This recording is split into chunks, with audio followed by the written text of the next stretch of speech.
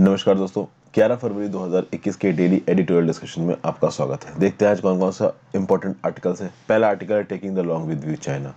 भाई, China India के international रिश्ते कैसे उनको रशिया के साथ अच्छा किया जा सकता है, इंडिया के इंटरनेशनल रिश्ते को लेकर और चाइना के एंगल को लेकर काफ़ी बातें यहाँ हो चुकी हैं। तो आज इस आर्टिकल को मैं डिस्कस इसलिए भी नहीं कर रहा हूँ क्योंकि बहुत सारे और भी इंपॉर्टेंट चीज़ें हैं जो कि कवर करनी है। एक आर्टिकल है ड्यूवर्जेस कर्स को लेके। इस ड्यूवर्जेस कर्स के बारे में हम लोग बात करेंगे। देखिए, इलेक्शन में एक पैटर्न को ढूंढने की कोशिश कर रहे हैं यहाँ पे ऑथर। इस आर्टिकल को लिखा है अतानु विश्वास जी ने। ये स्टैटिस्टिक्स के प्रोफेसर है इंडियन स्टैटिस्टिकल इंस्टीट्यूट कोलकाता में। भाई, वेस्ट बंगाल असेंबली में इलेक्शंस होने वाले हैं। उसमें दो इंपॉर्टेंट पार्टी उधर के आ रही है, तृणमूल कांग्रेस, दूसरी है बीजेपी। तीसरा एक अलायंस बन रहा है लेफ्ट पार्टीज यानी जो कम्युनिस्ट पार्टी ऑफ इंडिया और इंडियन नेशनल कांग्रेस का। तो जितनी भी 4-5 लेफ्ट पार्टीज हैं और कांग्रेस मिलकर एक अलायंस बना रही है। अब मैं आपको बता दूं, वेस्ट बंगाल की पॉलिटिक्स में लेफ्ट पार्टीज बहुत लंबे समय तक पावर में रही हैं, लेकिन ड्यू वर्जेस कर्स के हिसाब से यहाँ पे बताया जा रहा है कि ये जो तृणमूल कांग्रेस और बीजेपी के अलावा ये जो अलायंस बनना है लेफ्ट का और इंडियन नेशनल कांग्रेस का, ये अलायंस ज्यादा कुछ नहीं कर पाएगा। क्योंकि ये जो ड्यूवर्जेस कर्स है ना, ये एक डेमोक्रेसी के अंदर दो पार्टीज को डोमिनेंस देता है, तीसरी पार्टी को बिल्कुल साइड करके रख देता है। तो कुल मिला के यहाँ पे वोटिंग किस हिसाब से पड़ेगी, क्या पैटर्न होगा वोटर्स का, उसके बारे में कुछ हल्की फुल्की बातें बताई गई। उतना ऐसा सच इंपॉर्टेंट नहीं है, बट फिर भी इसको डिस्कस कर लेंगे, छोड़ने लायक भी नहीं है। फिर एक और इंपॉर्टेंट न्यूज है, denying women the right over their bodies. Recently Argentina नाम के जो देश है, वहां पे ये जो एबॉर्शन है, ये काफी सेंसिटिव मुद्दा है। लेकिन अर्जेंटीना की कांग्रेस ने रिसेंटली एक लीगल लॉ पास किया जिसमें बोला कि 14वें वीक ऑफ प्रेगनेंसी तक कहीं ना कहीं अर्जेंटीना में अबॉर्शंस को लीगलाइज कर दिया जाएगा। अब जब अर्जेंटीना में अबॉर्शंस की बात हुई तो इंडिया में भी अबॉर्शंस की बात हुई। इंडिया में अबॉर्शंस के साथ डील करने के लिए एमटीपी एक्ट है 1971 का, medical termination of pregnancy act of 1971। India में अगर आपको प्रेगनेंसी को टर्मिनेट करना है तो आपको क्या करना पड़ेगा, कुछ टाइम फ्रेम्स यहाँ पे सेटअप किए गए। और रिसेंटली इसमें एक अमेंडमेंट भी आया है, अमेंडमेंट लाने की बात की गई जिसका नाम है medical termination of pregnancy amendment bill 2020। तो इस अमेंडमेंट बिल के थ्रू क्या चेंजेस लाने की बात की जा रही है, 1971 के एमटीपी एक्ट में क्या क्या था, ये कैसे सही और कैसे गलत है, उसके बारे में हम लोग यहाँ पे बात करेंगे। यहाँ पे जो ऑथर है, इनका नाम है टी सुमथी। इनको थमीजाची और थगपंदियान भी बोलते हैं। एकेडमिक है, तमिल पोएट है और मेंबर ऑफ पार्लियामेंट है साउथ चेन्नई कॉन्स्टिट्यूएंसी से। मेंबर है ये स्टैंडिंग कमेटी की information and technology, standing committee तो पार्लियामेंट होती है ना, उसकी मेंबर है। इनका यह बोलना है कि भाई देखिए, इंडिया में अबॉर्शन करवाना एक वुमेन की पर्सनल चॉइस होनी चाहिए, बट इंडिया में अबॉर्शन कराना एक वुमेन की पर्सनल चॉइस नहीं है। एक टाइम पीरियड के बाद अगर आपको अबॉर्शन करवाना तो या तो कोई फीटस एबनॉर्मेलिटी हो, वो बच्चा जो पैदा होगा उसको कुछ बीमारी हो, या फिर कोई और कॉम्प्लिकेशंस एसोसिएटेड हो, तो आप अबॉर्शन करवा सकते हो। अगर आप अपनी मर्जी के हिसाब से या आप बच्चा नहीं रखना चाहते इसलिए अगर कोई वुमेन अबॉर्शन करवाना चाहे तो उसको इस बात की परमिशन नहीं दी गई। रिसेंटली जो अमेंडमेंट हुआ है उसमें क्या कुछ ट्रिकी चेंजेस है उसके बारे में पे यहाँ बात की गई है, तो इस आर्टिकल को डिस्कस करेंगे। नेक्स्ट है disinformation is a cyber security threat. यहाँ पे disinformation, deep fakes, digital hacking, इन सब चीजों के बारे में बात की जा रही है। इस आर्टिकल में बहुत से पॉइंट्स को मैंने पहले डिस्कस किया है। यहाँ पे मैं इस आर्टिकल को इसलिए स्किप कर रहा हूँ क्योंकि इससे रिलेटेड कुछ लिमिटेड इंफॉर्मेशन मैंने पहले आपके साथ डिस्कस की। फॉर एग्जाम्पल, मैंने ये वीडियो बनाई थी आपके लिए, how artificial intelligence can counter deep fakes, miss information, how Google Facebook algorithm works. Artificial intelligence का प्रयोग करके कैसे डिस फेक और मिस इन्फॉर्मेशन को डिजिटल मीडियम और ऑनलाइन मीडियम के थ्रू फैलाया जाता है, उसके बारे में इस पर्टिकुलर वीडियो में मैंने आपसे बात की। तो आप जाके एक बार इस वीडियो को देखिए, काफी कुछ आपको जानने को मिलेगा।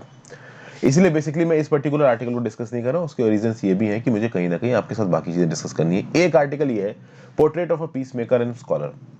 यहां पे बात की गई है एक नोटेड पर्सनालिटी, एक मुस्लिम स्कॉलर है मौलाना वहीउद्दीन खान जी के बारे में। रिसेंटली आपको पता है कि पद्मा अवार्ड्स अनाउंस किए गए और उस पद्मा अवार्ड्स में दो प्रोमिनेंट इस्लामिक स्कॉलर्स भी हैं। एक इस्लामिक स्कॉलर है मौलाना वहीउद्दीन खान और एक है मौलाना कालबे सादिक। मौलाना कालबे सादिक जी की अनफॉर्चुनेटली मृत्यु हो चुकी है, तो उनको पोस्टुमसली मिला है ये award. Maulana Wahiduddin Khan, he is fit and fine and working. और कहीं ना कहीं इनकी यहाँ पे तारीफ की गई। भाई ये बोला गया कि देखिए, इंडिया का दूसरे नंबर का और तीसरे नंबर का जो सबसे बड़ा सिविलियन ऑनर अवार्ड है वो यहाँ पे अगर दिया जा रहा है, और वहीउद्दीन खान जी को तो दिया गया है आपका पद्म विभूषण। तो वहीउद्दीन खान जी ने ऐसा किया क्या है? इनको पद्म भूषण दिया गया था 2000 में, राजीव गांधी नेशनल सद्भावना अवार्ड दिया गया था 2009 में। तो यहाँ पे जो आपके स्कॉलर है मौलाना वहीउद्दीन खान जी, इनकी तारीफ की जा रही है कहीं ना कहीं। कहीं ना कहीं हमारे देश में धर्म को लेके एक विवाद की स्थिति है, हिंदू मुस्लिम्स अक्सर कर आपस में लड़ते हुए नजर आ रहे हैं। ऐसे समय में एक मुस्लिम फिलोसफर जो कि सोसाइटी में पीस का संदेश लेके आ रहा है, जो कि सोसाइटी में इस्लामिक ट्रेडिशंस को ह्यूमन वैल्यूज के साथ जोड़ रहा है, जो कि सोसाइटी में इस्लाम को लेके जो टेररिज्म वाली बातें की जाती है और कहीं ना कहीं इस्लामिक आइडियोलॉजी के बेसिस पे जो यूथ है उनको बरगलाया जाता है, उसके अगेंस्ट बात कर रहा है, पीस का मैसेज फैला रहा है रीजन के थ्रू। ये सब बातें और ये सब तारीफ की गई है यहाँ पे ये मौलाना वहीउद्दीन खान जी की। मौलाना वहीउद्दीन खान जी की अगर बात करें तो ये centre for piece and spirituality चलाते हैं दिल्ली में, और कहीं ना कहीं इन्होंने इस्लाम को इस प्रकार से पेश किया है सामने that it is a complete ideology of peace. इस पूरे पैराग्राफ को अगर आप पढ़ोगे तो उन्होंने प्रॉफिट मोहम्मद के थ्रू अपनी इस्लामिक थॉट को पूरी तरीके से बताया है। इन्होंने बताया कि कैसे 628 एडी में ट्रीटी ऑफ हुदैबिया हुई। उस समय पे जो प्रॉफिट थे, उनके जो फॉलोअर्स थे और उनके जो दुश्मन थे जो मक्का में रहते थे, उनके बीच में लड़ाई हो रही थी। बट इस लड़ाई को प्रॉफिट साहब ने रोका और कहीं ना कहीं दोनों के बीच में पीस लेके आए, लड़ाई को खत्म कराने की बात करी और पीस के संदेश से दुनिया को एक करने की कोशिश की। ये यहाँ पे मौलाना वहीउद्दीन खान इस प्रकार से इस्लामिक टीचिंग्स को इंटरप्रेट करके लोगों के सामने लेके आ रहे हैं ताकि लोग रेडिकलाइज कम हो और पीस ज्यादा हो। ये बात यहाँ पे बोली जा रही है। फिर भाई बहुत सारी और भी चीजें यहाँ पे बोल रहे हैं वहीउद्दीन खान साहब। वहीउद्दीन खान साहब का ये बोलना है कि भाई ये जो नैरेटिव फैलाया जाता है सोसाइटी में, ये जो प्रोपोगेंडा फैलाया जाता है कि भाई अगर अमेरिका की फॉरेन पॉलिसी कुछ कर रही तो मतलब वो एंटी मुस्लिम है, अगर दुनिया में कहीं पे कुछ हो रहा तो वो एंटी मुस्लिम है, इस प्रकार की साइकोसिस रखना सही नहीं है। देखिए यहाँ पे क्या लिखा हुआ है, ये वहीउद्दीन खान साहब बोल रहे हैं, द साइकोसिस suspending an anti-Muslim conspiracy in things as diverse as the American foreign policy and the Indian security concerns could have a deleterious impact on Muslim community and the world at large। यानी कि इनका ये बोलना है कि अगर Muslim community को ये लगता है कि अमेरिका की फॉरेन पॉलिसी में कुछ हो रहा है या इंडिया कुछ कर रहा है और वो मुस्लिम्स के अगेंस्ट है, इट इज एंटी मुस्लिम्स, तो ये सोचना गलत होगा। और अगर ऐसा सोचा जाता है तो वो ना मुस्लिम्स के लिए अच्छा है और ना ही वर्ल्ड कम्युनिटी के लिए अच्छा है। कहीं ना कहीं ये बोल रहे हैं कि मुस्लिम्स को अपने moral upliftment, socio economic development में ध्यान देना चाहिए, सबके साथ मिलजुल के रहना चाहिए। ये सब बातें यहाँ पे वो बोल रहे हैं। फिर उन्होंने कुछ और स्पेसिफिक बातों पे अपने कमेंट्स रेस किए, जैसे कि आयतुल्ला अली खमेनी जो कि ईरान के सुप्रीम लीडर हैं, इन्होंने सलमान रश्दी के अगेंस्ट एक फतवा जारी कर दिया था। उसमें सलमान रश्दी के फेवर में बात की थी वहीउद्दीन खान साहब ने। ठीक है भाई। फिर वहीउद्दीन खान साहब समय समय पे कहते रहते हैं कि भाई मुस्लिम पर्सनल लॉ में चेंज आने चाहिए। बाबरी मस्जिद को लेके जो इतना सारा रेडिकलाइजेशन था हिंदू मासेस में और मुस्लिम मासेस में, वहां पे भी मुस्लिम मासेस और हिंदू मासेस को पैसिफाई करने की कोशिश की मौलाना वहीउद्दीन साहब ने। तो कहीं ना कहीं यहाँ पे मौलाना वहीउद्दीन साहब एक मल्टी कल्चरल और सेक्युलर वर्ल्ड लाने की कोशिश कर रहे हैं, जहां पे रेडिकलाइजेशन ना हो, जहां पे बहुत ज्यादा रिलीजियस आइडेंटिटी पे फोकस करने की बजाय ओवरऑल सोसाइटल पीस पे फोकस किया जाए। और इसीलिए यहाँ पे इनके इन एफर्ट्स पे ध्यान देते हुए सरकार ने इनको पद्म विभूषण का अवार्ड दिया है। ठीक है भाई। फिर मीडिया एज अ टारगेट, इस आर्टिकल में कुछ खास नहीं बताया गया, बहुत कम शब्दों में बता दिया गया है कि जो प्रेजेंट सरकार है वो सेंट्रल इन्वेस्टिगेटिंग एजेंसी जैसे central bureau of investigation, enforcement directorate, ये इनकम टैक्स और इवन नेशनल इन्वेस्टिगेशन एजेंसी का प्रयोग करके जो डिसेंटर्स हैं, जो सरकार के अगेंस्ट लोग बात करते हैं, उनको दबाने की कोशिश कर रही है। खैर ये इल्जाम तो हमारी करंट सरकार पे लगाया जा रहा है, तो इस आर्टिकल के हल्के फुल्के बेसिक पॉइंट्स देख लेंगे। और फाइनली WHO की एक कमेटी बनी है 17 मेंबर की, जो इस बात पे स्टडी कर रही है कि जो कोरोना वायरस है, SARS-CoV-2 वायरस है, ये आया कहां से। तो कहीं ना कहीं इस कमेटी ने शुरुआत में एक बात बोल दिया है कि जो जेनोम सीक्वेंसिंग हुई है, जो चाइना ने और जो दुनिया भर ने जो वायरसेस के स्ट्रेन प्रोवाइड किए हैं WHO को, उसको स्टडी करने के बाद एक बात तो क्लियर हो गई है कि ये जो वायरस है वो किसी लेबोरेटरी में नहीं बना है।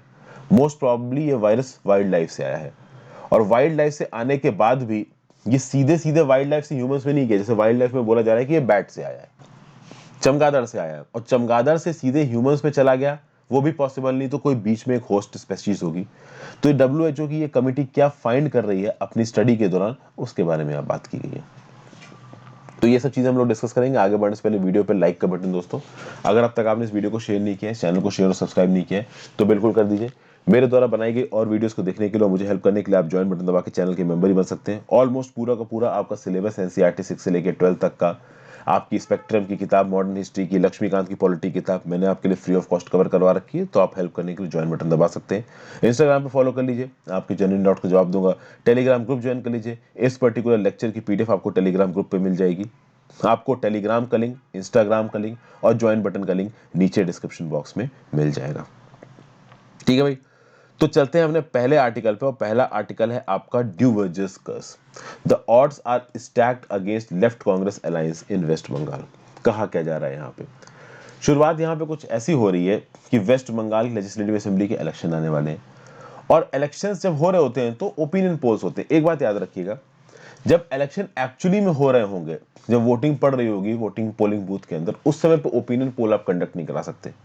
एक बार इलेक्शन पूरी तरीके से खत्म हो गया तब आप ओपिनियन कंडक्ट करवा सकते हो, या फिर इलेक्शन शुरू होने से एक समय पहले से आप ओपिनियन पोल कंडक्ट करवा सकते हो। तो एक बहुत बड़ा ओपिनियन पोल हुआ है वेस्ट बंगाल असेंबली इलेक्शन से पहले, और यहाँ पे ये पता चला है कि जो प्री पोल अलायंस बना है ना लेफ्ट पार्टीज का और कांग्रेस का, इसके पास 12% वोट शेयर जाएगा।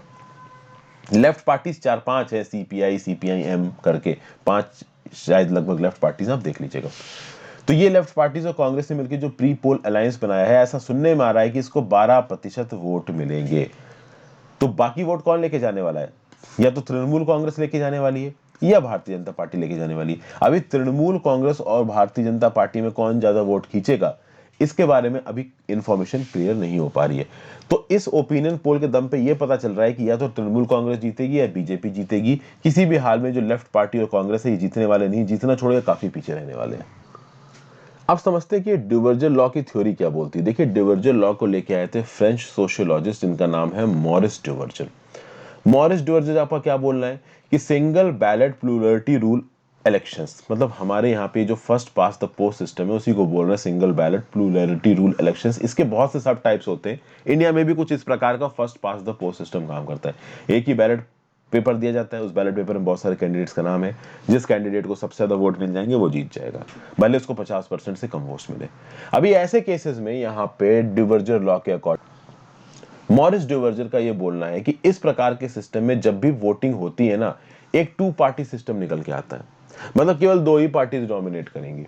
तो जैसे कि वेस्ट बंगाल इलेक्शंस में अगर आप बात करो तो तृणमूल कांग्रेस या बीजेपी, बस इन्हीं 2 पार्टीज के पास वोट जाएंगे, जो तीसरी पार्टी उसके पास कुछ भी जाने वाला नहीं है। ये बात यहाँ पे बताई जा रही है। तो in the first past the post system, candidate winning the highest vote share in the constituency becomes the winner and the electoral office chooses candidates who are most likely to win. कुल मिला के बात क्या है कि भाई first past the post system में जिस कैंडिडेट को इंडिविजुअली सबसे ज्यादा वोट मिलते हैं, चाहे वो 50% से कम ही क्यों ना हो, वो जीत जाता है। और जैसे ही किसी एक कैंडिडेट की या किसी पॉलिटिकल पार्टी की लहर सी चलनी शुरू होती, सब उसको वोट देना शुरू कर देते हैं। कहीं ना कहीं स्विंग इलेक्शन, मतलब जिस प्रकार से लहर जा रही है उस प्रकार से कई सारे वोटर्स खींच जाएंगे। ऐसे केसेस में जो वोटर्स की मेंटेलिटी होती है ना, वो थर्ड पार्टी के जीतने के चांसेस ना के बराबर कर देती है। तो अगर बीजेपी की लहर चल रही है, तृणमूल कांग्रेस की लहर चल रही है, तो उस लहर के हिसाब से ये पार्टीज जीत जाएंगी, और लहर इन दो में से किसी एक की चल रही होगी, तो जो तीसरा अलायंस है आपका कांग्रेस और लेफ्ट पार्टीज का, इसको कोई वोट मिलने वाले नहीं है। ऐसा समझ में आ रहा है डिवर्जर लॉ के चलते, कि डिवर्जर लॉ में ओवरऑल लोग कुछ इस प्रकार से वोटिंग करेंगे। कहीं ना कहीं लोगों के वोटिंग पैटर्न्स में बहुत सारे मिरियाड फैक्टर्स होंगे, और वो मिरियाड फैक्टर्स इस तरीके से सामने आएंगे कि 2 ही पार्टी डोमिनेट करके बाहर आएंगी, बाकी तीसरी पार्टी एकदम बाहर हो जाएगी। ये बात यहाँ पे बोली जा रही है, और कहीं ना कहीं ये बात सच भी है। इस बात को 2019 के लोकसभा इलेक्शन से दिखाया जा रहा है। 2019 के लोकसभा इलेक्शंस की बात करो, और अगर आप 2016 के वेस्ट बंगाल के स्टेट लेजिस्लेटिव असेंबली इलेक्शंस की बात करो, तो बहुत सारे ऐसे लोग जिन्होंने 2016 में तृणमूल कांग्रेस को वोट दिया था, उन्होंने 2019 के लोकसभा इलेक्शंस में कहीं ना कहीं बीजेपी को वोट दे दिया। और इसमें से ऐसे बहुत से लेफ्ट विंग और कांग्रेस पार्टी के वोटर्स थे जिन्होंने 2019 में लोकसभा में आपका बीजेपी को वोट दिया। तो ये बेसिकली यहाँ पे डिवर्जन लॉ को इस प्रकार से बताया जा रहा है कि डिवर्जन लॉ वोटिंग पैटर्न्स को स्टडी करते हुए बोलता है कि first past the post system में जहां पे एक कैंडिडेट के पास मेजॉरिटी आई, वो जीत गया, ऐसे केसेस में 2 ही पॉलिटिकल पार्टी किसी भी एक जगह के इलेक्शन में डोमिनेट करेंगी। और कहीं ना कहीं ये पैटर्न केवल इंडिया में नहीं, कहीं ना कहीं ये पैटर्न यूएस में भी देखा जाता है। लेकिन अब कहीं ना कहीं ड्यूवर्जन लॉ में भी बहुत सारी बातें आ रही। एक स्टैनफोर्ड के पॉलिटिकल साइंटिस्ट है गैरी डब्ल्यू कॉक्स, इन्होंने ड्यूवर्जन लॉ को मॉडर्नाइज किया और 2002 में एक मॉडर्नाइज्ड ड्यूवर्जन लॉ की थ्योरी पब्लिश की अपनी बुक मेकिंग वोट्स काउंट में। कहीं ना कहीं यहाँ पे ड्यूवर्जर लॉ में जो बातें बताई जा रही है कि जहां भी इसके हिसाब से वोट पड़ेगा दो डोमिनेंट पार्टीज निकल के आएंगी, यहाँ पे लोगों का ये भी बोलना है कि इस प्रकार की चीजें यूएस में होती, इंडिया में ऐसी चीजें नहीं हो पाएंगी, ठीक है ना। क्योंकि इंडिया में कुछ एनॉमलीज भी देखने को मिली है। एनॉमलीज क्या है कि भाई 2016 का जब वेस्ट बंगाल के असेंबली इलेक्शंस हुए थे, उस समय पे जो सबसे बड़ी पार्टी थी वो तृणमूल कांग्रेस थी और बीजेपी जो तीसरे नंबर की सबसे बड़ी पार्टी थी। बीजेपी को वेस्ट बंगाल के 2016 के इलेक्शंस में केवल 10% वोट मिले, तृणमूल कांग्रेस को लगभग 45% वोट मिले, सीपीएम और कांग्रेस वगैरह का वोट मिला दो तो लगभग 33-34% वोट मिले। तो यही बातें यहां पे बोली जा रही हैं कि ओवरऑल अगर डिवर्जेंस लॉ लग रहा होता तो कहीं ना कहीं जो लेफ्ट और कांग्रेस का कोलिशन है और जो तृणमूल कांग्रेस ये पार्टीज अगर टॉप पे थी तो 2021 में भी ये पार्टीज टॉप पे होती, लेकिन 2021 में चीजें थोड़ी चेंज होती नजर आ रही है। 2021 में लेफ्ट और कांग्रेस का जो पोल अलायंस है वो नीचे जाता नजर आ रहा है और इनको रिप्लेस कर रहा है बीजेपी। और अब दो बड़ी पार्टी सामने आ रही है, एक है तृणमूल कांग्रेस और एक है बीजेपी, और एक है बीजेपी। ये दो पार्टी सामने आ रही है और जो आपका लेफ्ट पार्टीज थी और जो कांग्रेस का अलायंस था वो तीसरे नंबर पर पहुंच चुका है। अब यहाँ पे टाइप्स ऑफ वोटर्स की बात की गई। अगर आप बात करोगे वोटर्स की तो तीन प्रकार के वोटर्स यहाँ पे बताए गए। एक है स्टिकर्स जो चिपक जाते हैं, एक है स्विचर्स जो एक जगह से दूसरी जगह चले जाते हैं, एक है अनडिसाइडेड जिनका पता ही नहीं किसको वोट करेंगे। तो स्टिकर्स नाम के जो वोटर्स होते हैं वो किसी एक पॉलिटिकल पार्टी से चिपके हुए होते हैं, वो उसी पॉलिटिकल पार्टी के कैंडिडेट को वोट देंगे। मेन जो वोटिंग पैटर्न्स को डिसाइड करते हैं वो होते हैं स्विचर्स और अनडिसाइडेड। स्विचर्स और अनडिसाइडेड को आप स्विंग वोटर्स करते हो, ये कहीं ना कहीं वोटिंग में किसी के भी तरफ खिसक जाएंगे। तो ये स्विंग वोटर्स जो होते हैं ना, जो स्विचर्स और अनडिसाइडेड हैं, ये बेसिकली एक मेजर रोल प्ले करते हैं किसी भी पार्टी को जिताने के लिए। और यहां पे कहीं ना कहीं कुछ एग्जांपल्स दिए गए, जैसे कि मान लीजिए चार पार्टीज हैं, तो चार पार्टी हैं आपकी ए बी सी और बाकी अदर्स मान लीजिए। अभी ए और बी को मान लीजिए 40-40% वोट मिलते हैं और सी को मिलते हैं 12% वोट, ठीक है। अब समझिए यहाँ पे ए को मिले 40% वोट, बी को मिले 40% वोट, इसको मिले 12% वोट यहां पे, और कुछ बाकी है अदर्स, उसको मिले 8% वोट। ऐसे केसेस में कहीं ना कहीं एक हंग असेंबली टाइप की बन सकती है। देखिए अगर ए और बी के बीच में दोस्ती अच्छी है तो ये दोनों मिलकर कोalition बना सकते हैं। अगर आप वेस्ट बंगाल पॉलिटिक्स की बात करो तो एक तरफ बीजेपी और दूसरी तरफ तृणमूल कांग्रेस है, और इन दोनों के बीच में इतना एंटी चल रहा है ना हिसाब कि भाई दोनों एक दूसरे के साथ कोalition बनाएंगे, इस चीज के चांसेस बहुत कम है। ये जरूर हो सकता है कि लेफ्ट पार्टीज और कांग्रेस ये दोनों 40-40% ले जाए और लेफ्ट पार्टीज और कांग्रेस 20% वोट ले जाए, तो ये चांसेस है कि तृणमूल कांग्रेस लेफ्ट पार्टीज और कांग्रेस मिलकर आपको वोट बना लेंगे। लेकिन तृणमूल कांग्रेस और लेफ्ट पार्टीज के बीच में भी पहले काफी बहस रही है वेस्ट बंगाल को लेके। तो कुल मिला के यहाँ पे बहुत सारे इलेक्शन के मैकेनिक्स और डायनेमिक्स बताए गए हैं। और इंडिया में अगर आप बात करो तो इंडिया में किसी भी एक लॉ को, ड्यूवर्जन लॉ जैसे पॉलिटिकल फिलॉसफी को आप इंप्लीमेंट नहीं कर सकते, क्योंकि इंडिया में वोटिंग पैटर्न्स है, इंडिया में लोगों के वोट डालने का तरीका, इंडिया में कास्ट के आधार पे, आइडेंटिटी के आधार पे, रिलीजन के आधार पे, फिलॉसफी के आधार पे वोट पड़ते हैं। तो वोट पड़ने का जो मैकेनिज्म है इंडिया में वो बहुत ज्यादा कॉम्प्लेक्स, और इतने कॉम्प्लेक्स मैकेनिज्म में एक लॉ कभी भी आप अंदर से घुसेड़ नहीं सकते। यहाँ पे 2018 का एक एग्जाम्पल दिया गया कर्नाटका का, जहां पे एक समय पे कांग्रेस के पास 80 सीट थी कर्नाटका की असेंबली में, और जो एचडी कुमार स्वामी थे उनके पास केवल 37 सीट थी, उसके बाद भी वो कर्नाटका के चीफ मिनिस्टर बन गए थे। तो बेसिकली एक व्यू पॉइंट यहाँ पे और दिखाया जा रहा है, जहां पे वेस्ट बंगाल के अंदर की सीट्स कुछ इस प्रकार से डिवाइड हो कि बीजेपी और तृणमूल कांग्रेस के पास इतनी इतनी सीटें आए कि वो खुद मेजॉरिटी साबित ना कर सके, और तीसरे जो छोटे छोटे ग्रुप्स निकल के आए, ठीक है, वो इतने छोटे हों कि इन बड़े ग्रुप्स के साथ उस लेवल पे निगोशिएट ना कर सके, तो ओवरऑल जो पॉलिटिक्स होगी वो काफी अनस्टेबल हो जाएगी। या फिर यहाँ पे एक ऐसा सिनारियो निकल के आए कि एक पॉलिटिकल पार्टी डोमिनेट करके निकले और वो आराम से अपनी सरकार बनाए। ऐसे केसेस में पोलराइजेशन और एक स्पेसिफिक प्रकार की आइडियोलॉजी रूल करती है। तो कुल मिला के और कुछ नहीं, इस आर्टिकल में यही बताया जा रहा है कि भाई बहुत ही ज्यादा कॉम्प्लेक्स है इंडिया में कलेक्शन का सिनारियो, खासकर वेस्ट बंगाल जैसे स्टेट में। कुछ भी इस आर्टिकल में ऐसा नहीं था जो कि बहुत कॉन्क्रीट था, बस एक इलेक्शन में वोट डालने के पैटर्न को समझने की कोशिश कर रहे थे, नथिंग मोर देन दैट। अब आते हैं अगले पे, denying women the rights over their bodies, neither the state nor the doctors have any right to deny women a safe abortion. Recently Argentina की जो पार्लियामेंट है, उनकी जो कांग्रेस है, उन्होंने अबॉर्शंस को लीगलाइज कर दिया after 14th week of pregnancy, यानी 14वें हफ्ते तक वो अबॉर्शंस करवा सकते हैं।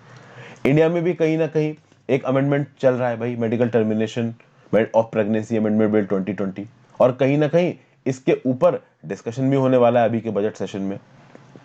ओके, अर्जेंटीना के लॉ को हिस्टोरिक बोला जा रहा है, बट हमारा जो अमेंडमेंट बिल आ रहा है, MTB amendment bill 2020, medical termination of pregnancy amendment bill 2020, ये कहीं ना कहीं हिस्टोरिक नहीं बताया जा रहा है, और ये बोल रहा है कि वुमेन का अपनी ही बॉडी के ऊपर से हक छीन लेगा। अब ये वुमेन का कैसे हक छीनेगा उसकी बात करते हैं। सबसे पहले बात करते हैं एमटीपी एक्ट ऑफ 1971 की।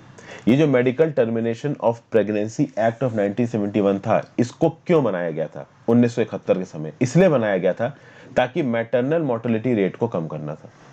उस समय पे बहुत सारी वुमेन्स थी ऐसी जो अनसेफ अबॉर्शन करती हैं, और जब अनसेफ अबॉर्शन करते हो तो आपके हेल्थ को खतरा है।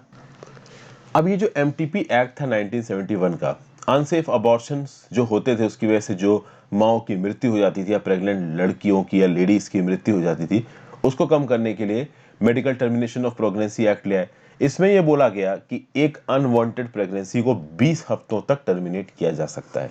तो अब 20 हफ्तों तक प्रेग्नेंट लेडी को आपका उसका अबॉर्शन किया जा सकता है। लेकिन अगर 12 हफ्तों से ज्यादा हो गई है प्रेगनेंसी, तो 2 डॉक्टर्स के अप्रूवल की जरूरत है। अगर 12 हफ्तों से कम की है प्रेगनेंसी, तो उसमें अबॉर्शन के लिए एक डॉक्टर का रिकमेंडेशन इनफ है, और 12 हफ्तों से ज्यादा की है प्रेगनेंसी और 20 हफ्तों से कम की है, तो 2 डॉक्टर्स का अप्रूवल जरूरी है, और 20 हफ्तों के ऊपर की है अगर प्रेगनेंसी, तो आप अबॉर्शन नहीं करा सकते।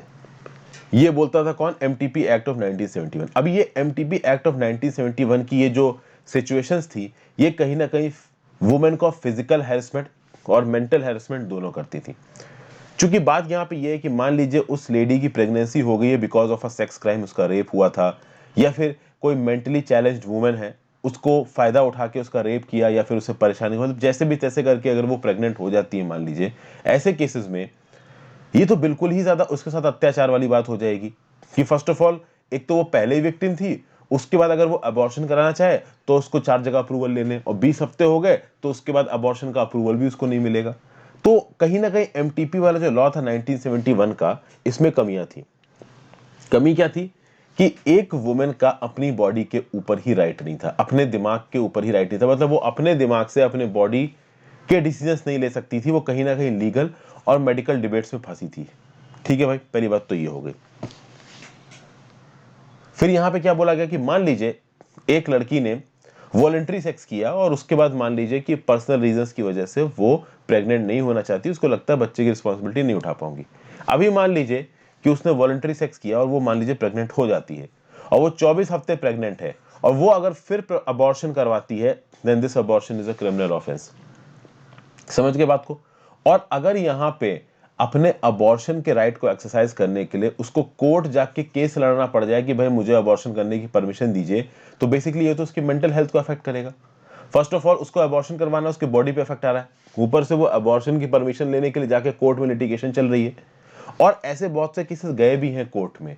और यहाँ पे स्टेट गवर्नमेंट ने एक औरत को, एक लेडी को उसके अबॉर्शन को राइट देने से मना कर दिया। स्टेट गवर्नमेंट ने बोला कि if it was voluntary sex, तो अगर ये एक वॉलंटरी एक्ट था तो इस केस में उस लेडी को कॉन्सिक्वेंसेस के बारे में पता था। She was very much aware of the consequences, यानी कि उस लेडी को यह पता था कि इसके थ्रू प्रेगनेंसी हो सकती है। तो जब उसको ये बात पता थी कि इसके थ्रू प्रेगनेंसी हो सकती है, तो अब वो अगर प्रेग्नेंट हो गई है तो उसको बच्चा पैदा करना ही पड़ेगा, वो उसको अबॉर्ट नहीं कर सकती। ये लॉजिक दिया स्टेट की गवर्नमेंट ने, और कहीं ना कहीं कोर्ट्स ने इस लॉजिक को माना है। इस चीज को यहाँ पे ऑथर क्रिटिसाइज कर रही है, और कहीं ना कहीं क्रिटिसाइज करना सही भी है, क्योंकि एक बच्चा जो पैदा होके आएगा वो ऐसे ही चलते फिरते तो बड़ा हो नहीं जाएगा, उसको किसी ना किसी को पालना पड़ेगा। और जो पालने वाली लेडी है, अगर वही उसको पालने के लिए तैयार नहीं है, क्योंकि उसको भी नहीं पता होगा, या फिर यह नहीं कह सकते कि जिसके साथ उसका बेबी हुआ है वो कितना उसके साथ इंटरेस्टेड है रहने में, तो इस प्रकार के केसेस में ऑथर का यहाँ पे बोलना है कि एक लेडी को पूरी फ्रीडम होनी चाहिए कि वो बच्चे को रखना चाहती है, पैदा करना चाहती है या नहीं पैदा करना चाहती है। और जब उसको ये फ्रीडम नहीं मिलती है, जब उसके ऊपर बहुत प्रकार के चेक्स एंड बैलेंसेस डाले जाते हैं, ऐसे सर्कमस्टांसेस में वुमेन इलीगल और अनसेफ मेथड्स ऑफ अबॉर्शन के लिए जाती हैं। ये बात बिल्कुल सही है कि वो लड़कियां जो कि अपने माँ बाप से डरती हैं, किसी वजह से अबॉर्शन हो गया, वो तो डर के मारे ही लीगल मोड ऑफ अडॉप्शन पे नहीं जाती हैं अबॉर्शन में, लेकिन जो लीगल मेथड ऑफ अबॉर्शन पे जाने की कोशिश कर रही हैं उनको भी आप लीगल मेथड्स की तरह से अबॉर्शन नहीं करने दे रहे हो। उसके चलते होते हैं अनसेफ अबॉर्शंस। अनरेगुलेटेड क्लिनिक्स में जाके ये लोग अबॉर्शन करवाते हैं, अनसेफ अबॉर्शंस होते हैं, जिसके चलते बहुत सारी माओं की मृत्यु होती है। तो unsafe abortions is the third largest cause of maternal deaths in India. सीधी बात यहाँ पे ही हो गई। और इससे जो वुमेन का कंट्रोल है उनकी खुद की बॉडी के ऊपर, ये छीना जा रहा है। इन सब चीजों के बीच में आया medical termination of pregnancy act amendment bill of 2020। ये अमेंडमेंट क्या बोलता है? ये अमेंडमेंट ये बोलता है कि भाई देखिए, 20 हफ्ते तक की अगर प्रेगनेंसी है तो अगर एक डॉक्टर परमिशन देता है, रिकमेंडेशन देता है कि हाँ भाई अबॉर्शन कर दो, तो अबॉर्शन किया जा सकता है। और अगर 20 से लेके 24 हफ्ते तक की प्रेगनेंसी है, ऐसे केसेस में 2 डॉक्टर्स रिकमेंड करेंगे तो अबॉर्शन होगा। समझ गया बात को? तो ये जो नया अमेंडमेंट आ रहा है, इस अमेंडमेंट में भी लेडीज को कोई फ्रीडम नहीं दी गई है। इस अमेंडमेंट में भी ये बोला गया है कि अगर 20 हफ्ते तक की प्रेगनेंसी है तो एक डॉक्टर का अप्रूवल, और 20 से 24 हफ्ते की अगर प्रेगनेंसी है तो 2 डॉक्टर्स का अप्रूवल। ठीक है भाई? तो कहीं ना कहीं वुमन को यहाँ पे फिर से राइट नहीं दिया गया। मतलब वुमन यहाँ पे सीधे सीधे जाके खड़े होकर नहीं बोल सकती कि भाई मेरा अबॉर्शन को मेरी बॉडी में अपने हिसाब से करना चाहती हूँ, नहीं। ठीक है ना भाई? कहीं ना कहीं डॉक्टर की रिकमेंडेशन लगेगी। फिर इस बिल में कुछ और बातें बोली गई हैं। इस बिल में बोला गया कि सरकार सेटअप करेगी मेडिकल बोर्ड को हर स्टेट में, हर यूनियन टेरिटरी में, और इन मेडिकल बोर्ड्स के पास केसेस जाएंगे कि हाँ भाई इस लेडी की अबॉर्शन की रिक्वेस्ट आई है, क्या इसकी रिक्वेस्ट को एक्सेस देना है, मतलब एसेंट देना है या नहीं देना है। अब जब मेडिकल बोर्ड सेटअप होते हैं तो उसमें लोग बैठते हैं, और वो जो लोग मेडिकल बोर्ड्स में बैठते हैं उनके बहुत सारे पर्सनल ओपिनियन हो सकते हैं अबॉर्शन को लेके। हो सकता है कुछ लोग प्रो अबॉर्शन हो सकता है कुछ लोग एंटी अबॉर्शन हो। तो ओपिनियन बेस्ड डिसीजन हो सकते हैं जब मेडिकल बोर्ड बैठेगा। तो अब तक क्या था? अब तक भाई ये था कि डॉक्टर था, पेशेंट था, सरकार द्वारा बनाए गए नियम कानून थे, और अबॉर्शन करना था या नहीं करना था ये था। अब एक थर्ड पार्टी आ गई है, और वो थर्ड पार्टी है ये मेडिकल बोर्ड। और अब मेडिकल बोर्ड के ऊपर अगर आप रिकमेंडेशन देने की रिस्पॉन्सिबिलिटी डालते हो कि ये रिकमेंडेशन देगा केस बाय केस प्रेगनेंसी की रिक्वेस्ट को देख के भाई यहाँ पे प्रेगनेंसी की परमिशन देनी है, यहाँ पे नहीं देनी है, तो चीजें थोड़ी सी बदल जाएंगी। रिसेंटली मध्य प्रदेश की हाई कोर्ट ने, ठीक है, एक 13 साल की बच्ची जो कि 26 वीक ओल्ड थी, उसकी अबॉर्शन की रिक्वेस्ट को डिनाई कर दिया। कहीं ना कहीं वो एक रेप सर्वाइवर थी, वो अपनी प्रेगनेंसी को खत्म करना चाहती थी। 26 साल वो प्रेग्नेंट थी, 13 साल की थी। उसकी प्रेगनेंसी के अबॉर्शन रिक्वेस्ट को मध्य प्रदेश हाईकोर्ट ने डिनाई कर दिया। इसके अगेंस्ट में मेडिकल बोर्ड पे जो साइकेट्रिस्ट बैठती थी, उसने बोला कि भाई ये तो मेंटल और इमोशनल ट्रॉमा है। ऐसे तो वैसे ही वो सर्वाइवर बहुत छोटी है, उसके बाद से आप छोटे होने के बावजूद उसके ऊपर फिजिकल स्ट्रेस, क्योंकि इतना छोटा बच्चा, 13 साल की बच्ची एक बच्चे को पैदा करे, ये पहली बात, बड़ी बात है। दूसरी बात, आप उसके अबॉर्शन की रिक्वेस्ट को डिनाई करके उसको मेंटल ट्रॉमा भी दे रहे हो। तो फीलिंग एंजाइटी एट टाइम्स वाला काम हो रहा था उस लड़की के साथ। डिल्यूजन, हेलुसिनेशन तो नहीं आ रहा था, but she was feeling anxiety. तो कुल मिला के इस पूरे आर्टिकल में बोलने की यही बात की जा रही है कि जो रिसेंट बिल आया है, एमटीपी अमेंडमेंट बिल 2020, ये अबॉर्शन की परमिशन तब देता है जब या तो कोई फोटल एबनॉर्मेलिटी हो, मतलब कि कहीं ना कहीं जो बच्चा पैदा होने वाला उसमें कुछ गड़बड़ हो, या फिर माँ के हेल्थ को सीधे सीधे खतरा हो, उसी केस में अबॉर्शन की परमिशन दी जाएगी। किसी और वजह से अबॉर्शन की परमिशन की खुद से वो लेडी नहीं करना चाहती, या पार्टनर की डेथ हो गई, या डोमेस्टिक वायलेंस हो गया, इस वजह से अबॉर्शन की परमिशन नहीं दी जाएगी। उसके बाद एक और प्रॉब्लम है इस पूरे बिल में। प्रॉब्लम ये है कि भाई यहाँ पे पूरे अमेंडमेंट में वुमेन शब्द का इस्तेमाल किया गया। तो वुमेन शब्द का मतलब हो गया कि इस बिल के पर्सपेक्टिव में ट्रांसजेंडर, इंटरसेक्स और जेंडर डाइवर्स पर्सन्स नहीं आते। तो ट्रांसजेंडर पर्सन्स के ऊपर ये बिल एप्लीकेबल नहीं होगा, क्योंकि बिल में हर जगह वुमेन वुमेन वुमेन लिखा हुआ है। पहली बात तो ये हो गई।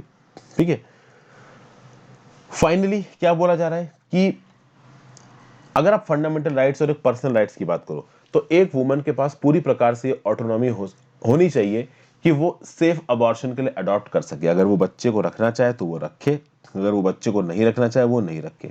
बट कहीं ना कहीं सरकारें इस प्रकार के राइट्स, और सरकारें क्यों, कहीं ना कहीं जुडिशरी भी इस प्रकार के राइट्स वुमेन्स को नहीं देना चाहती हैं। क्योंकि उनका क्या सोचना है, उनका ये सोचना है कि इस लेडी के अंदर एक जान है और हम उसको नहीं मार सकते। ठीक है ना, एक फीटस भी एक पोटेंशियल जान है और उसके पास जीने का हक है। ये लॉजिक है गवर्नमेंट्स का, ये लॉजिक है कोर्ट का। लेडीज का अलग लॉजिक है उनकी फ्रीडम का, उस लेडी के अंदर एक जान है, ये एक अलग लॉजिक है, और इसको लेके सबके अलग अलग परसेप्शंस हो सकते हैं। कुछ लोग ये बोलेंगे कि नहीं भाई, एक लेडी के पास फ्रीडम होनी चाहिए अबॉर्शन की, कुछ लोग ये सोचेंगे नहीं भाई, उसके अंदर जो बच्चा पल रहा है उसको जीने का हक है। अब ये आपके पर्सपेक्टिव पे कि क्या सही है क्या गलत है। नेक्स्ट बात करते हैं origin and spread. Identifying the source of SARS-CoV-2 is important for containing fresh outbreak. Recently आपको पता ही है कि एक WHO की 17 मेंबर की जो टीम है वो कहीं ना कहीं इस बात के ऊपर डिस्कशन कर रही है, चाइना में जाके इस बात के ऊपर एनालिसिस कर रही है, क्वेरी कर रही है कि क्या ये कोरोना वायरस का ओरिजिन है। और इस 17 मेंबर की टीम ने ये बोला है कि ये जो थ्योरी निकली थी ना, प्रोपोगंडा थ्योरी की, ये जो वायरस लीक एक लेबोरेटरी से लीक हुआ चाइना वुहान से, ये गलत है। This is extremely unlikely. और ये थ्योरी अभी नहीं, बहुत पहले से, मतलब फरवरी 2020 से ही ये बात बोली जा रही है कि जिस प्रकार का इस SARS-CoV-2 वायरस का स्ट्रेन है, इट इज वेरी अनलाइकली कि ये किसी लेबोरेटरी से निकला है, क्योंकि ये बहुत ही नेचुरल स्ट्रेन है। ठीक है, और बहुत शुरुआत में ये बात ही साइंटिस्ट ने बोल दी थी। कहीं ना कहीं ओवरऑल बहुत सारी कॉन्स्पिरेसी थ्योरीज दुनिया में चली है। ठीक है, बहुत सारे साइंटिस्ट ने तो आपके साथ तो एक ग्रुप ऑफ 27 प्रोमिनेंट साइंटिस्ट जो कि चाइना के नहीं थे, उन्होंने इन कॉन्स्पिरेसी थ्योरीज को कंडेम किया। लैंसेट में स्टडी छपी और स्टडी ने बोला कि जो वायरस जेनोम सीक्वेंस का डाटा है जो कि चाइना से लिया गया है और जाके पूरी दुनिया भर से लिया हुआ है, इसको जब स्टडी किया गया तो इससे यह पता चला है कि SARS-CoV-2 किसी लेबोरेटरी से ना निकल के शायद वाइल्ड लाइफ से निकला। देयर इज overwhelming evidence कि this virus has came from wildlife. This has not came from a laboratory. ठीक है भाई, ये वायरस अगर आपका वाइल्ड लाइफ से आया है तो वाइल्ड लाइफ से कैसे आया है? भाई देखिए, यहाँ पे बात ये है कि ये जो WHO की इन्वेस्टिगेशन है ना, now strongly suggest virus origin to a natural reservoir in bats. इस कोरोना वायरस का जो रिजर्वायर है वो बैट के एक नेचुरल रिजर्वायर में। ठीक है भाई, लेकिन वुहान में इसका ओरिजिन नहीं है। क्यों? क्योंकि वुहान में दूर दूर तक कोई नेचुरल बैट हैबिटेट नहीं है। तो अगर ये वायरस एक बैट हैबिटेट से निकला है तो भाई कहीं ना कहीं ये वुहान में इसका ओरिजिन नहीं हो सकता। हो सकता है कि बहुत लंबे समय से ये जो वायरस है वो पब्लिक डोमेन में घूम रहा हो और फिर कहीं ना कहीं वो वुहान में किसी तरीके से पहुंच गया हो। एक और बात है, ये वायरस अगर बैट से शुरू हुआ है तो ये सीधे सीधे बैट से ह्यूमन में नहीं जाएगा। बैट से ह्यूमन में जाने की जो पॉसिबिलिटी है वो हाईली अनलाइकली है। तो यहाँ पे एक इंटरमीडियरी होस्ट स्पीशीज का भी रोल बता रहे हैं इन्वेस्टिगेटर्स। WHO साइंटिस्ट की टीम बोलती है कि मोस्ट प्रोबेबली इन बैट्स ने पहले किसी एक इंटरमीडियरी स्पीशीज को इन्फेक्ट किया और उस स्पीशीज ने फिर ह्यूमंस को इन्फेक्ट किया। लेकिन ये इंटरमीडियरी होस्ट कौन सा है जिसके थ्रू ये कोरोना वायरस बैट से ह्यूमंस में आया, इसके बारे में भी बता पाना बहुत मुश्किल है। तो इस बात के पूरे चांसेस हैं कि ये जो कोरोना वायरस था ये वुहान में आइडेंटिफाई होने से पहले बहुत हफ्ते तक सर्कुलेट होते रहा है वुहान में, और बाद में कहीं ना कहीं ये वुहान में मिला गया। अगर आप बात करो दिसंबर 2019 से पहले कोई भी लार्ज आउटब्रेक नहीं था वुहान में इस वायरस का। चाइनीज मीडिया ने अर्ली 2020 में रिपोर्ट किया कि एक unpublished government data of a Hubei resident infected with the novel virus in mid November में एक पर्सन जो कि ह्यूबई प्रोविंस में रहता था चाइना की, उसको इस प्रकार के एक वायरस के सिम्टम्स आए थे। ये चीज रिपोर्ट किया था चाइनीज मीडिया ने। फिर भाई दिसंबर 2019 में थोड़े बहुत आया और बाद में तो आने शुरू हो गए। फिर भाई देखिए, एक रिपोर्ट छपी है new England journal of medicine में।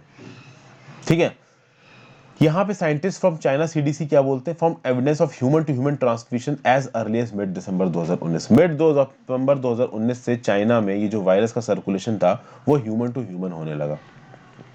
ठीक है, अब बात की जाए कि क्या ये वायरस फ्रोजन फूड से आया है, क्या there is a possibility of transmission via frozen food. ठीक है भाई, फ्रोजन फूड से आया है या नहीं आया है इस बात की भी गारंटी अभी कह पाना पूरी तरीके से पॉसिबल नहीं। तो फ्रोजन बैट्स जो चाइनीज मार्केट में बिकते हैं, क्या उसके थ्रू ये वायरस एक जगह से दूसरी जगह सर्कुलेट हो रहा था, इसके बारे में बात नहीं करी जा सकती। कुल मिला के WHO पूरी तरीके से लगा हुआ है इस वायरस के ओरिजिन को जानने में। एक चीज तो यहाँ पे WHO के इस इन्वेस्टिगेटिंग टीम ने क्लियर कर दी है कि ये virus most probably wild life से निकला है और ये किसी वुहान की लैब में नहीं बना है और ये वुहान से ओरिजिनेट भी नहीं हुआ है, क्योंकि अगर ये बैट रिजर्वायर से आया तो वुहान में कोई बैट रिजर्वायर है ही नहीं। तो हो सकता है पहले किसी जगह पे हो, वहां से सर्कुलेट होता होता वुहान पहुंचा हो, वुहान में बहुत हफ्ते तक सर्कुलेट होता रहा हो और बाद में उसका आउटब्रेक हुआ हो। यहाँ पे जो उंगली उठाई जा रही है वो चाइना पे उठाई जा रही है। चाइना पे उंगली इसलिए उठाई जा रही है क्योंकि चाइना में 2000 में सार्स का भी आउटब्रेक हुआ था और सार्स सीओवी का आउटब्रेक हुआ। इन दोनों आउटब्रेक्स में कहीं ना कहीं चाइना ने इंफॉर्मेशन छुपाने की कोशिश की है। तो इंफॉर्मेशन छुपाने की वजह से पूरी दुनिया चाइना को शक से देखने लगी है। हो सकता है चाइना की उतनी गलती ना हो जितनी गलती उसकी यहाँ पे दिखाने जाने की कोशिश की जा रही हो। तो कोरोना वायरस के रिस्पॉन्स में चाइनीज गवर्नमेंट को, चाइनीज ऑफिशियल्स को थोड़ा ज्यादा कोऑपरेटिव होना पड़ेगा WHO की टीम की तरफ। अगर अब चाइनीज अथॉरिटीज और ज्यादा चीजों को छुपाती हैं, अगर अब चाइनीज अथॉरिटीज और ज्यादा इंफॉर्मेशन को फज करती हैं, मिस इन्फॉर्मेशन, डिस इन्फॉर्मेशन फैलाती हैं, तो वो बहुत गलत होगा। कहीं ना कहीं इंटरनेशनल कम्युनिटी में चाइना की इमेज इससे डाउन होगी। इसलिए जरूरी है कि चाइना खुल के सामने आके जो भी इन्वेस्टिगेटर्स हैं उनकी मदद करे रियल में इस वायरस का ओरिजिन जानने में। फाइनली चलते हैं अपने आखिरी आर्टिकल पे। Media as a target, there must be no room for suspicion that agencies are being used for curbing dissent. यहाँ पे क्या बोला जा रहा है कि देखिए, हमारे देश की जो इन्वेस्टिगेशन एजेंसीज हैं, जैसे कि फॉर एग्जांपल ईडी हो गई, सीबीआई हो गई, एनआईए हो गई, अक्सर कर ये सुनने में आता है कि भाई इनको जो सेंट्रल गवर्नमेंट है वो इस्तेमाल कर रही है किसके लिए? इनको सेंट्रल गवर्नमेंट इस्तेमाल कर रही है अपने डिसेंटर्स के अगेंस्ट एक क्रैकडाउन करने के लिए। रिसेंटली इन्फोर्समेंट डायरेक्टोरेट ने रेड डाली एक digital news platform news click पे, और इस प्लेटफॉर्म के जो भी प्रमोटर और एडिटर इन चीफ थे उनके यहाँ पे भी रेड पड़ी। कहीं ना कहीं मीडिया, और खासकर ऐसे मीडिया ऑर्गेनाइजेशंस जिन्होंने फार्म प्रोटेस्ट को बहुत कंसोलिडेटेड तरीके से रिपोर्ट किया है, जिन्होंने पिछले साल सिटीजनशिप अमेंडमेंट एक्ट को रिपोर्ट किया है, कहीं ना कहीं उनके खिलाफ एक मुहिम सी छेड़ दी है इन्वेस्टिगेशन एजेंसीज ने। तो शायद यहाँ पे ये बताया जा रहा है कि prevention of money laundering act का इस्तेमाल करके सरकार उन न्यूज पोर्टल्स के पीछे पड़ गई है जो कि न्यूज पोर्टल सरकार को बहुत ज्यादा क्रिटिकल तरीके से दिखाते हैं। तो अगर कोई भी सरकार के प्रति क्रिटिकल होगा तो सरकार इन एजेंसीज को डिप्लॉय कर देगी अपने क्रिटिक्स को शांत करने के लिए। और कहीं ना कहीं ये जो डिजिटल न्यूज प्लेटफॉर्म था न्यूज क्लिक नाम पे, इसके ऊपर भी ये जो इन्वेस्टिगेशन है वो सरकार इसलिए करवा रही चूंकि इसने फार्म प्रोटेस्ट को, सिटीजनशिप अमेंडमेंट एक्ट को बहुत हॉलिस्टिकली कवर किया था। सेंट्रल एजेंसीज यहाँ कौन कौन से इस्तेमाल की जा रही है? Central bureau of investigation, enforcement directorate, income tax, NIA. यहाँ पे ऑथर ये भी बोल रहे हैं कि ये जो इन्वेस्टिगेशन एजेंसीज हैं, स्पेशलाइज्ड एजेंसी है, ये अपना इस्तेमाल होने दे रही है सरकार के द्वारा अपोजिशन को दबाने में। कहीं ना कहीं जर्नलिस्ट को उठा के जेल में बंद करना, रिप्रेसिव एक्शन लेना, ठीक है, बहुत लंबे समय तक जर्नलिस्ट को बेल ना मिलना। तो जो जर्नलिस्ट सरकार के सपोर्ट में है उनको एक ही दिन में सुप्रीम कोर्ट बोल दे देता है, और जो जर्नलिस्ट किसी भी तरीके से सरकार को अपोज कर रहे हैं वो महीनों महीनों से जेल में बंद पड़े, उनके खिलाफ कुछ भी नहीं हो रहा है। अनलॉफुल एक्टिविटी प्रिवेंशन एक्ट को सीधे सीधे इन्वोक कर देना।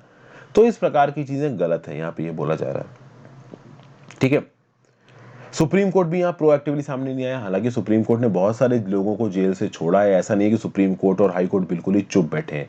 बट कहीं ना कहीं यहाँ पे ये बोला जा रहा है कि ये जो सरकार है, प्रेसिडेंट सरकार, वो डिसेंटर्स को सिटीजन ना बोल के, डिसेंटर्स को टेररिस्ट बोल के उनको चुप कराने की कोशिश है, जबरदस्ती की देशभक्ति लाने की कोशिश है। ये सब चीजें गलत हैं। बस यही बात इस आर्टिकल में बोली जा रही है, कोई कंक्रीट स्टैटिस्टिक यहाँ पे नहीं है। तो ये था आज का एनालिसिस दोस्तों। आई होप आपको ये वीडियो पसंद आई हो। नीचे कमेंट बॉक्स में अपने व्यू पॉइंट जरूर दीजिएगा। थैंक यू फॉर वॉचिंग, और वीडियो को लाइक किए बिना मत जाना।